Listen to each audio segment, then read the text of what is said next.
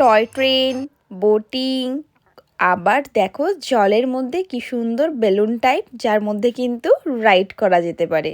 তো চলো যাওয়া যাক। কোথায় যাচ্ছি সবটা বলবো, দেখতে থাকো ব্লগটা। এই যে জ্যাকেট বল সব নিয়ে নিয়েছি, যদিও জ্যাকেট ফ্যাকেট কোনো কাজেই লাগেনি। আর আজকে পরেছি ছেলে আর আমি রেড হোয়াইট কম্বিনেশানে। বাট যদিও সোয়েটার টুপি সব খুলে দিতে হয়েছিল, বিকজ আজকে এতটাই তেড়ে রোদ উঠেছে, প্রচণ্ড পরিমাণে গরম করছিল। যাই হোক চলো গাড়িতে উঠে পড়ি, গাড়িটা স্টার্ট হওয়ার পালা। তারপর তোমাদের সঙ্গে দেখা হচ্ছে আমাদের গন্তব্যস্থলে গিয়ে। কোথায় যাচ্ছি বলো তো? যাচ্ছি হলো নিউ টাউনের ইকো পার্কে। আর হঠাৎ করে আজকে যাওয়ার প্ল্যানটা যে হয়েছে তা না, প্ল্যানটা ছিলই 25 ডিসেম্বর, ফ্যামিলি নিয়ে একটু যাওয়ার ছিল। তো সেই জন্যই যাওয়া হচ্ছে। এই দেখো সোয়েটার টোয়েটার খুলে ফেলেছে, কারণ ছেলে আমার প্রচণ্ড ঘেমে চান হয়ে যাচ্ছে। আমরা আর জ্যাকেট ফ্যাকেট ছাড়া হয়নি। তো ওই দেখো মা, দিদা, ভাই, মামার ছেলে আর বর বসে আছে, আর আমি বসে আছি কিন্তু ড্রাইভার দাদার পাশে। তো যাই হোক এখন আমরা ক্রস করছি দক্ষিণেশ্বরের ব্রিজটা, আর ক্রস করতে করতে চলে এসেছি এখন ইকো পার্কে।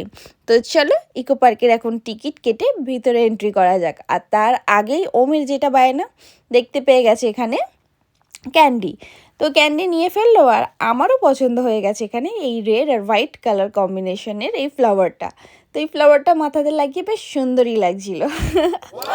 তো চলো যাওয়া যাক। আর আমরা ঢুকেই এখানে একটা বসার জায়গায় সবাই মিলে গোল হয়ে বসে পড়েছি। আর তারপরেই সকালে ব্রেকফাস্ট করব বলে দেখো এখানে মা নিয়ে চলে এসেছে কেক, আর আমার বড় নিয়ে এসেছিলো কেক, মা কমলা লেবু এনেছে, আমি আঙুর এনেছি, মানে এরকম করে একটা ছোটোখাটো পিকনিক।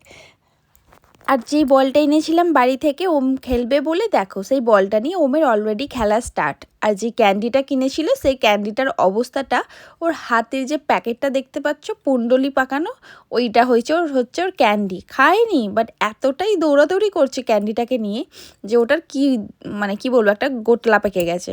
তো যাই হোক ও তো খেলা করছে, সামনে দিয়ে যাচ্ছিল টয় ট্রেন। ওকে জিজ্ঞেস করা ছিল চাপবি, বলছে চাপবো। তো দেখা যাক চাপা যায় কি না। আর দেখো ওম এখানে দুষ্টুমির শেষই নেই, এক জায়গায় সে স্থির হয়ে বসবে তা তো বসছেই না, মানে কাউকে না কাউকে ওর সঙ্গে থাকতেই হচ্ছে। তো একবার বাবাকে গিয়ে জ্বালাচ্ছে, একবার এই কাকাইটাকে গিয়ে জ্বালাচ্ছে, একবার আমার দিদা, সবাই মিলে ওর পিছনেই জাস্ট পড়ে গেছিলো।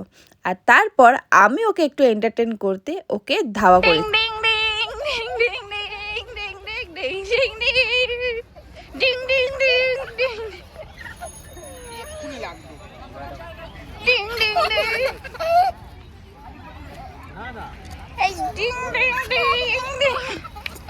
তো খেলাধুলা একটু করার পর এবার আমরা একটু হাঁটা দিচ্ছি অন্য দিকটায়, যে আর কি কি এখানে আছে একটু ঘুরে দেখার জন্য।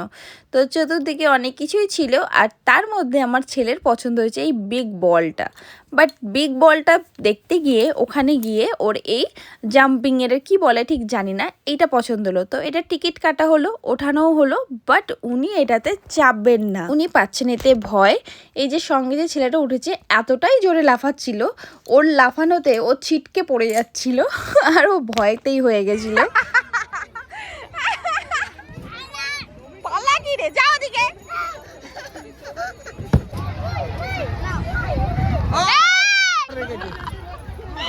তো দেখতেই পেলে ওকে কোথাও নিয়ে গেলে গলার ভয়েসটা কতটা বাড়াতে হয় আর কতটা শান্ত। ওটাতে চাপতে পারলো না, তারপরে আবার সে ঘুরে ফিরে বলটা এলো। তো বলটাতে ওঠানোর চেষ্টা করানো হচ্ছিল, বাট ও একটু ভয়ই পাচ্ছিল। যাই হোক চলো তারপরে একটুখানি চলে গেছিলাম এই যে এই সাইডটা করে, রিভার সাইডটা করে, আর এখানটা কিন্তু বেশ ভালো লাগছিল। আর দেখো বোটিং হচ্ছিলো, ইচ্ছা হচ্ছিলো যেটাতে চাপার, বাট ওমের বাবা বলছিল ছেলেকে নিয়ে চাপার দরকার নেই, তোমার চাপার হলে তুমি একা গিয়ে চাপো। তো আমারও আর চাপা হলো না, যাই হোক বাদ দাও।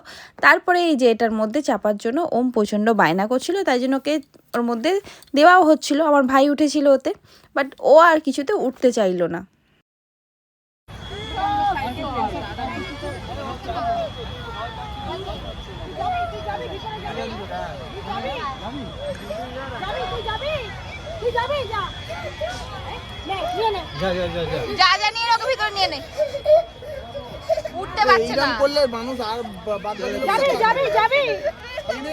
তো সেই দুঃখ কাটাতে ও এখন ওর মিম্মার সাথে নাচতে নাচতে চললো দিদার ওইখানে, যেখানে দিদা বসে আছে। তো চলো আমিও চলে যাচ্ছি, ওরা রাইড করুক, আর আমি, ওম আর আমার মা এখন চলে যাচ্ছি একটুখানি বসবো। অনেক হাঁপিয়ে গেছি, অনেক কাজকর্ম করতে হচ্ছে তো এখানে এসে, সেই জন্য। তো যাই হোক দেখে এসে গেছি, আর তারপরে দেখছি আমার মা নিয়ে এসছে লাল লাল মাংস ঝোল। তো এটা দিয়ে ওমকে এখন একটুখানি ভাত খাইয়ে দেবো, মা ওর জন্য ভাতও নিয়ে এসেছে। যাই হোক ওমকে খাওয়ানো হয়ে গেছে, আর এখন যাচ্ছি আমরা লাঞ্চ করতে রেস্টুরেন্টে। আর এখানে রেস্টুরেন্ট মানে কেমন চলো দেখাচ্ছি। খাবার দাবারের তো কোনো তুলনাই নেই, এত সুন্দর খাবার ভাবতেই পারা যায় না। তো যাই হোক এখানে দেখো এখন আমরা চলে যাচ্ছি রেস্টুরেন্টের কাছে, আর তখনই একটা এখান দিয়ে টয় ট্রেন যাচ্ছিল।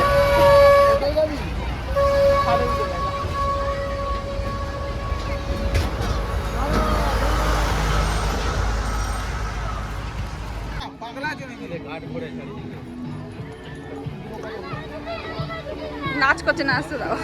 হ্যাঁ বাহ বাহ বাহ, চলো চলো, বাহ বাহ।